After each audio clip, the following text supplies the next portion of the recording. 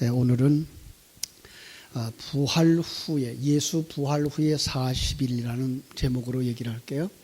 예수 부활 후 40일, 40이라는 숫자에 관심을 좀 가져줬으면 좋겠어요.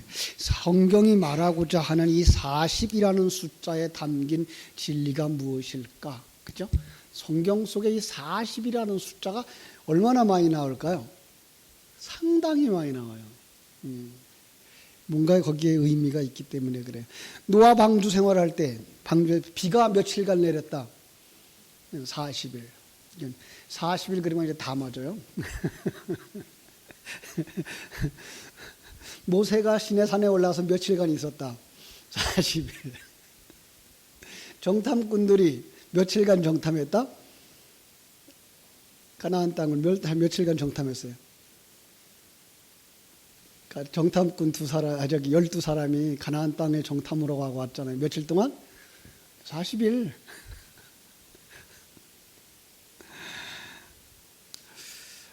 참. 요나가 니느웨 가서 회개를 외칠 때에 며칠 후면 심판이 온다고요? 40일. 그죠? 예수님 광야 생활 며칠간? 40일. 예수님 부활하신 후에 이 땅에 며칠간? 40일. 그러다 보니까 이 40이라는 숫자에 어마어마한 진리가 담겨져 있는 걸 우리는 그냥 숫자적인 40이라고 이렇게 지나가는 경우가 왕왕 있어요. 근데 이제 이 예표적인 해석을 하는 학자들은 이 40이라는 숫자를 어떻게 해석하는가 하면은 성도들의 지상생활, 이렇게 얘기를 하고 있어요. 지상생활을 상징적으로 이야기할 때 40이라는 말을 썼다라는 거예요. 성경에는요, 상징적인 숫자를 참 많이 써요. 그래서 하나님이 천지와 만물을 창조하신 것 며칠 동안 창조했죠? 7일 동안에. 그건 이제 40일은 아니에요. 7일 동안에. 그런데 이 7일이라는 말이 맞질 않아요. 며칠 동안인지 실제로 며칠일까요? 6일이에요. 그죠? 가로인데 잘못하면 이제 16일 될 것을. 6일이에요. 왜?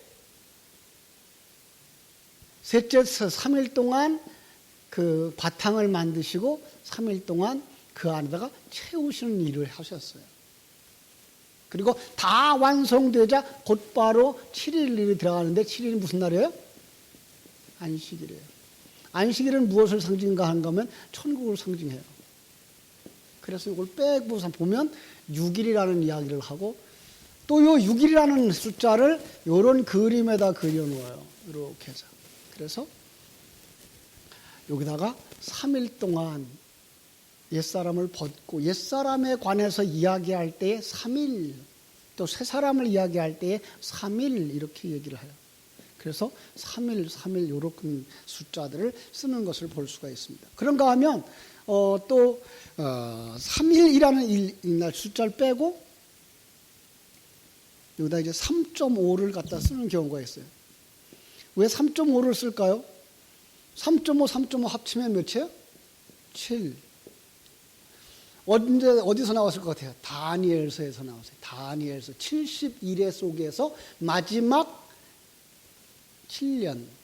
그 7년을 절반으로 나누어서 절반쯤 지나가면 그때 뭐가 나오는가 하면은 기름 부음 받은 자가 끊어지고 하는 이야기예요.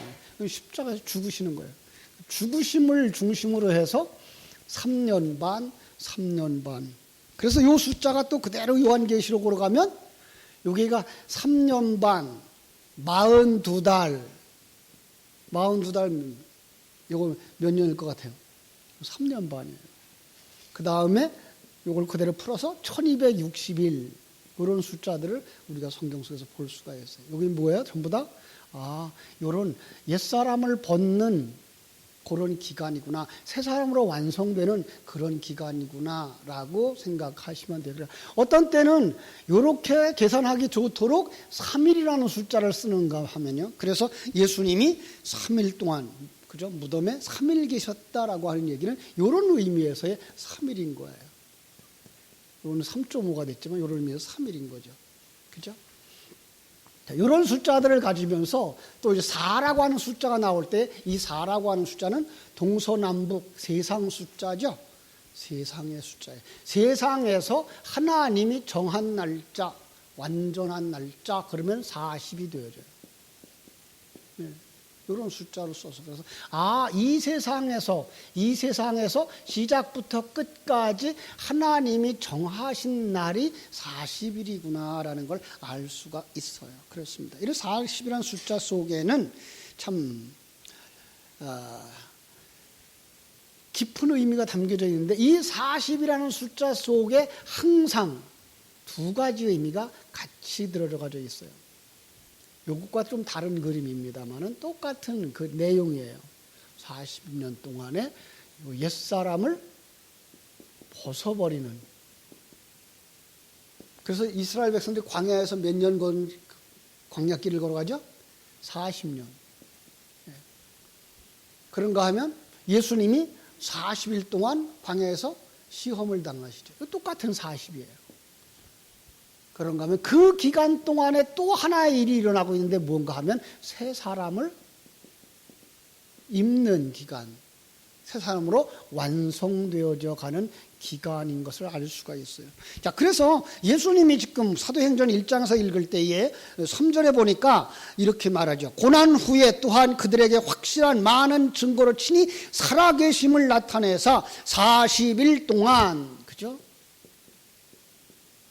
여기서는 이제 예수님의 고난의 40일이 아니고 부활하신 후에 그 부활하시고 하나님의 생명을 가지고 우리에게 다가오신 그 40일. 그래서 하나님의 사람들을 세워주는 40일인 것을 우리가 볼 수가 있습니다.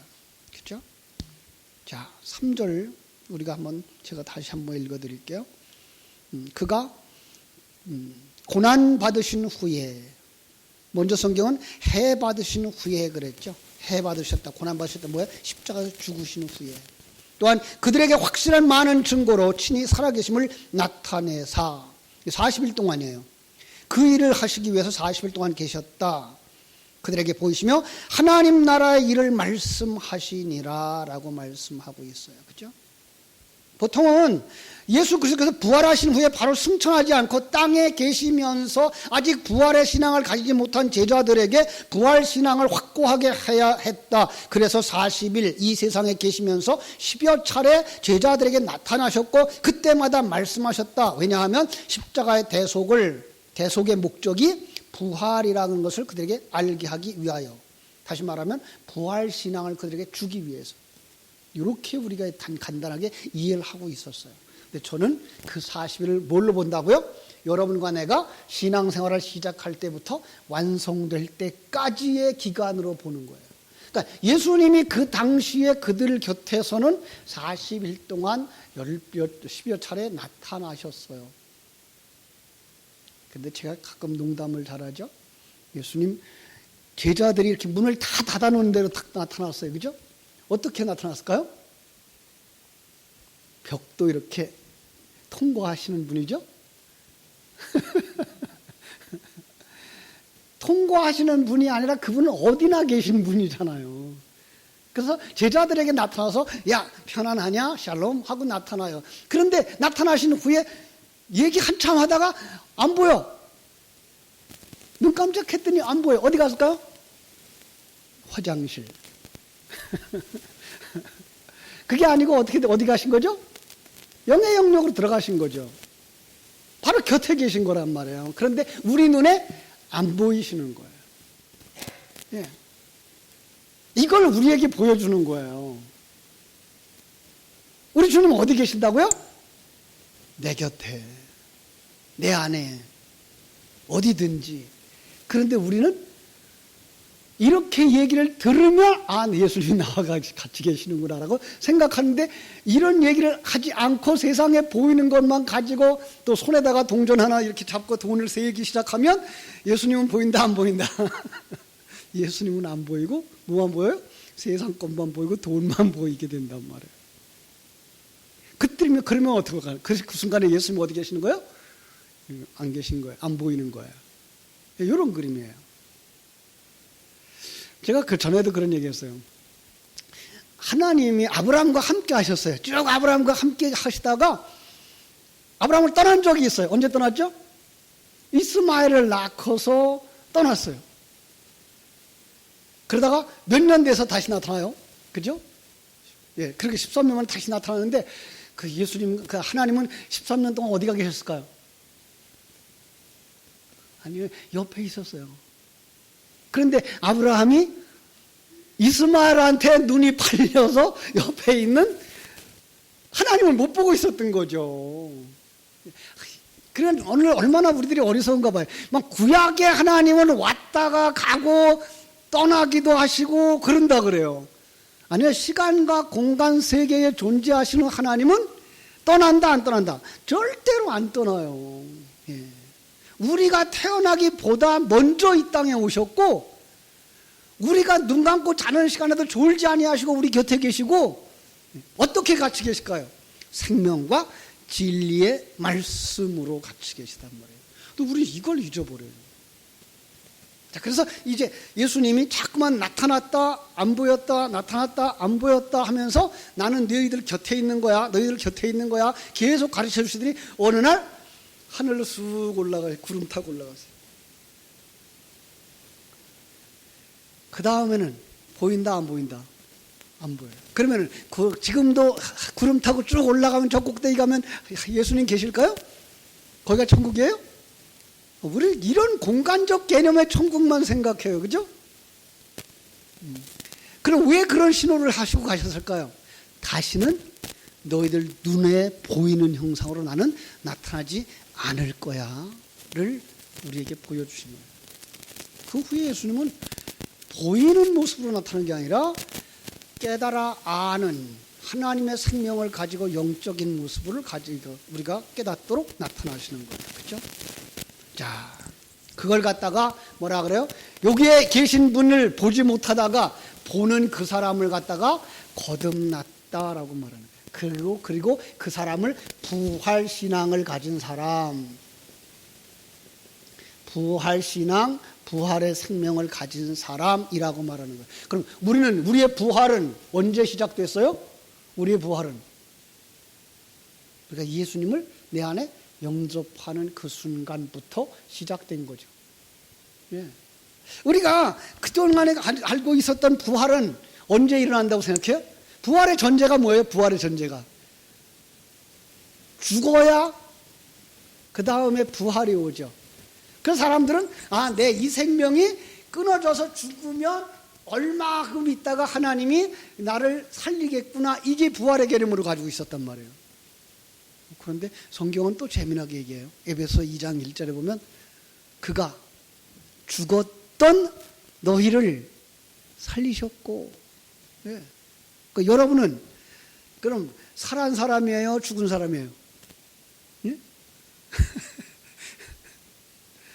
여러분은 하나님의 생명을 가진 사람이에요? 못 가진 사람이에요? 예. 하나님의 생명을 가진 사람, 그 사람을 갖다가 거듭났다라고 말하는 거예요. 그럼 거듭나지 아니하면 하나님의 나라를 볼 수 있다 없다?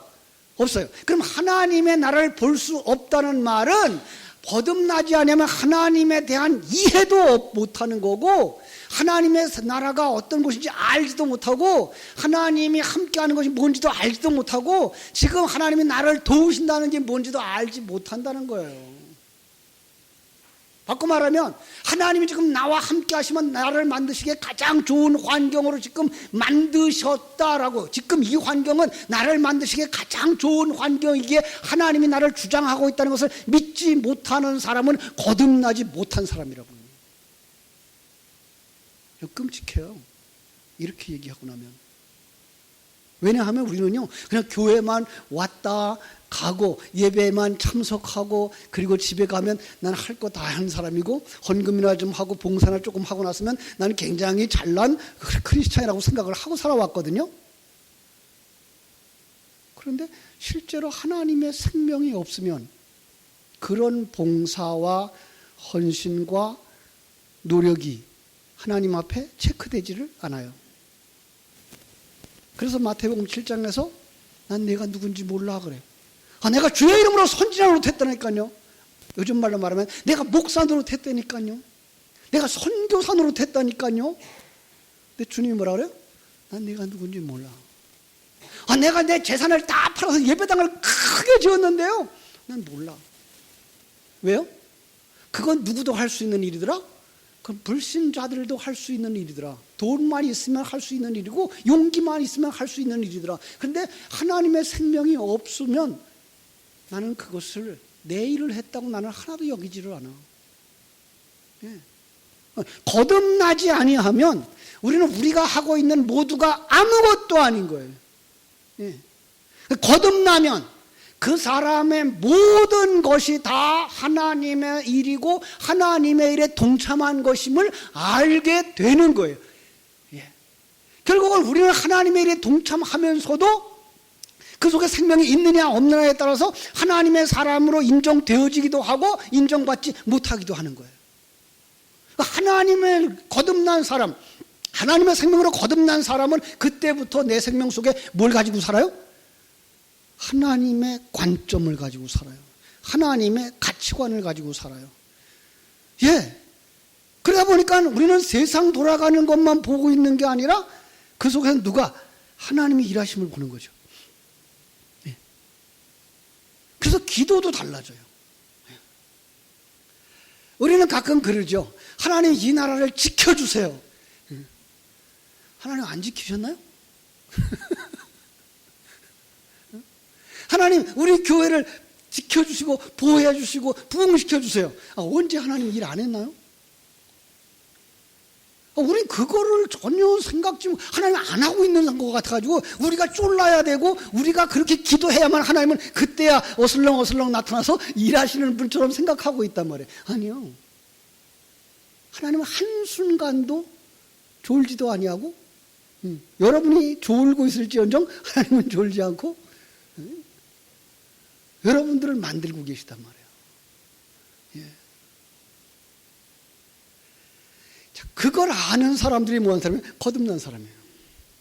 그 거듭난 사람이 어떤 사람이에요? 부활신앙을 가진 사람이에요. 그 부활 가진 신앙을 가진 그 사람에게 그리고 하나님의 백성들에게 이 부활신앙을 주시기 위해서 이 40일 동안 부활 후 40일 동안이에요. 결국은 부활 후 40일이라고 하는 이야기는 예수님이라고 하는 그 하나의 특별 계시자로 이 땅에 오셨던 하나님의 아들이 이 땅에서 십자가에서 죽으시고 부활하시고 40일을 계셨던 그것을 도구로 해서 우리에게 뭘 계시한다고요? 역사 속에 나의 인생 속에 일하고 계신 하나님을 보여주는 거예요. 여기서 나타나시는 거예요. 그래서 우리는 이 40일 동안 예수님이 어떤 일을 했는가를 쭉 살펴보면 주님은 지금도 이 일을 하고 계셨구나. 아니 예수님은 그 일을 예수님이 이 땅에 태어나기 전에도 하고 계셨구나. 그래서 그를 하나님의 사람으로 만드셨구나를 깨달아 알 수 있는 사람들이 되는 거예요. 그렇습니다. 많은 이야기 못해요. 오늘 이제 예배 마친 다음에 우리 그 상가집에 좀 한번 갔다 올 일이 있어가지고 짧게 얘기할게요. 그래서 부활하신 주님이 나타나신 모습을 한번 살펴봤어요. 요한복음 20장 15절. 울고 있는 막달라 마리아에게 가셨어요. 자, 예수님을 잘 섬겼던 막달라 마리아, 예수님의 말씀을 누구보다도 많이 들었던 막달라 마리아, 예수님의 목소리 너무나도 잘 알 수 있는 그 막달라 마리아가 부활하신 주님을 몰라. 이거예요. 육신의 것으로 나타나고 육신의 것을 가지고 이야기하면 알아듣는데 영의 것을 가지고 나타나면 몰라. 왜 그래요? 아직 거듭나지 못해서. 예. 지금도 하나님은 여러 가지 계시의 모양으로 계속 우리에게 일하고 계셔요. 성경에 나타난 이 66권의 내용보다도 더 많은 내용을 가지고 우리의 매 순간 나오셔서 내가 여기 있잖아. 못 알아들어요. 근데 예수님이 부활하셔서 곁에 있는 걸 못 알아들으면 어떻게 된다? 마리아처럼 슬퍼하고 울고 낙심하게 된다고요. 그러니까 오늘 신앙생활을 한다고 말하면서 예수 믿는다고 말하면 그들 속에 예수님은 지금도 말씀으로 다가오시고 계신 거예요.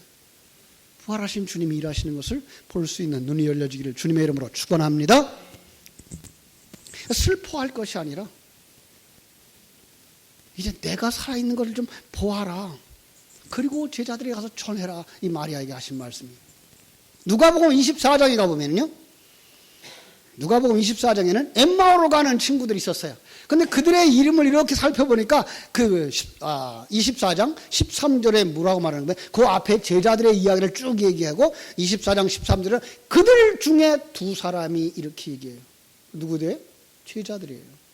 근데 그들이 마음에 분노가 가득했어요. 슬퍼하고 실망하고 제자들의 자리를 떠나서 고향으로 돌아가고 있는 거예요. 그들은 뭐라고 그랬어요?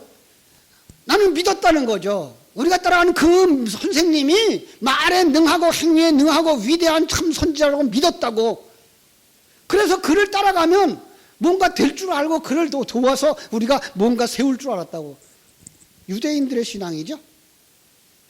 지금도 유대인들은 그런 신앙을 가지고 있어요. 다윗 왕국의 회복, 예루살렘 성전의 회복. 아니, 하나님은 이 땅의 시간과 공간 세계를 통해서 영원한 하나님의 나라의 회복을 이야기하고 있는데 그들은 영원한 하나님의 나라의 회복이 아니라 이 시간과 공간 세계 속에 우리의 나라를 강하게. 이게 유대인의 신앙이에요. 그런데 이 신앙이 오늘 기독교 안에 들어와 있는 거 아시나요? 여러분, 우리들의 기도는요, 이 환경을 하나님이 주장하고 계십니다. 그래서 우리는 이 환경을 통해서 하나님의 사람들이 정신 차리고 하나님의 사람으로 완성되어질 줄 믿습니다 라고 기도하는 게 아니라, 여러분, 대통령 선거할 때 뭐라고 기도했어요? 이 나라를 잘 이끌어가서 경제적으로 부흥되어지고 안정되어지고 잘 되게 할 대통령 세워주세요 그랬죠. 이 나라가 편안해지고 직장이 안정되어지고 자녀들도 편안해지고, 그리고 그게 뭐예요? 그게 다윗 왕국의 회복과 똑같은 개념이란 말이에요. 예수님이 곁에 와 있는데 몰라. 뭐 하고 있는 거예요? 아직 그들은 눈이 안 열렸다는 얘기예요. 다윗 왕국의 회복을 주장하며 이 나라의 평안, 이 땅에서의 잘 살고 편안하게 사는 것만을 생각하고 있는 이들은 아직도 거듭나지 못했다는 거예요. 아직도 하나님의 생명이 없을지도 모른다는 거예요. 주님이 그들 집에 들어가셔요. 우리 안에 들어오셔요. 오셔서 뭐 하죠? 축사하시고 떡을 떼어 주셔요. 성찬을 베풀어요. 말씀을 나누어요. 그러면 어떻게 돼요? 그들의 마음이 뜨거워지고, 그리고 그때서야 깨달아져요. 아! 예수님이었구나. 네. 그리고 그들은 자기들이 사명이 있는 그 제자들이 있는 곳으로 돌아가게 되는 거죠. 그죠? 시간이 없어서 다 얘기할 수가 없고, 예수님이 지금 디베랴 바닷가에도 가셨고, 그죠? 그리고 지금 그 제자들에게 마지막으로 분부했던 약속들도 있어요. 그것은 바로 내가 너희와 항상 함께 있을 거다 그랬고, 마태복음 28장에서 너희는 가서 모든 족속으로 제자를 삼아 아버지와 아들과 성령의 이름으로 세례를 주어 뭐 하라고? 제자를 삼으라고. 그래서 내가 너희와 항상 함께 있을 거라고. 너희들로 하여금 그 일을 하게 만들 거라고. 그러니까 하나님의 생명을 가진 사람들, 거듭난 사람들의 삶이란 뭐예요? 증인으로 살아가는 거예요. 또 다른 말로 말하면, 아브라함의 이야기로 말하면 축복의 통로가 되게 하는 거란 말이에요. 근데 축복의 통로가 되려고 하면 어떻게 돼요? 내 속에 축복을 가져야 돼요. 내 속에 축복을 누려야죠. 이게 축복인 줄 알아야죠. 이걸 몰라. 여러분, 하나님이 지금까지 여러분을 인도해 오셨는데 잘 인도해 오셨을까요? 잘못 인도해 왔을까요? 하나님이 오시면서 실수했을까요? 실수 안 했을까요? 응? 한번 대답 좀 해봐요. 하나님이 여러분을 이끌어 오셨는데 실수한 적 있었을까요? 잠깐, 아이고 내가 그거 잘못했다 야 그러실까요? 절대로 아니죠. 예, 그렇습니다. 하나님은 지금까지 우리의 모든 과정을 통해서 착한 일을 시작하신 이가 마지막 날까지 완전하신 일, 그 선한 일을 이루실 줄을 믿는 그것이 바로 뭐예요? 하나님의 관점을 가진 사람이고 거듭난 사람이고 하나님의 생명을 가진 사람인 거예요. 그들이 그 속에서 뭘 누려야 돼요? 평강을 누려야 돼요. 그들이 그 속에서 감사가 넘쳐야 돼요. 그들이 그 속에서 감격이 있어야 돼요. 그래야만 여기가 좋구나. 저들도 이리로 와야지. 아무리 돈이 많으면 뭐래. 이 땅에서 잠깐 살다 갈 건데. 조금 불편하면 어때? 이 땅에서 조금만 살다가 갈 건데. 이리 와서 나와 함께 이 약속의 장소에서 하나님, 그 전능하신 하나님과 함께하는 그 삶을 누리면서 살아야지. 이게 우리 속에서 흘러 넘쳐야 되는 거예요. 그게 중요해요. 하나님이 그렇게 하시겠다는 거예요. 하나님의 삶을 그렇게 만들어지고야 마는 거예요. 우린 거기에 대한 확신이 있어야 되는 거예요. 그 일을 위해서 어떻게 해야 돼요? 오늘 본문의 말씀. 그죠? 아버지의 약속한 것을 기다리라. 몇 날이 못 돼요? 성령을 선물로 받으리라. 성령이 충만한 사람이 되셔야 돼요. 예. 진리가 여러분 속에서 정말 살아나야 돼요. 여러분이 알고 있는 그 신앙이 여러분의 생명이 되어지고 능력이 되어져서 자녀들에게 흘러넘치고 다음 사람들에게 흘러넘치고, 예, 정말로 여러분 속에 그 꿀이 있어서, 꿀이 있는 곳에 뭐가 와요? 벌나비가 오고 개미도 오고, 예, 다 모여들어.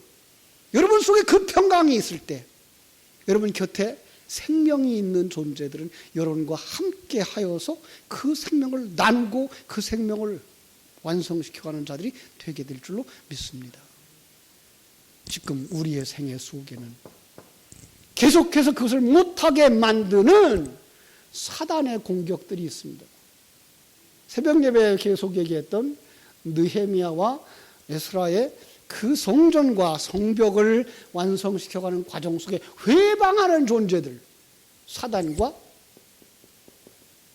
세상과 우리의 옛사람, 어느 만큼 우리를 삼키려고 덤빈다고요? 우는 사자처럼.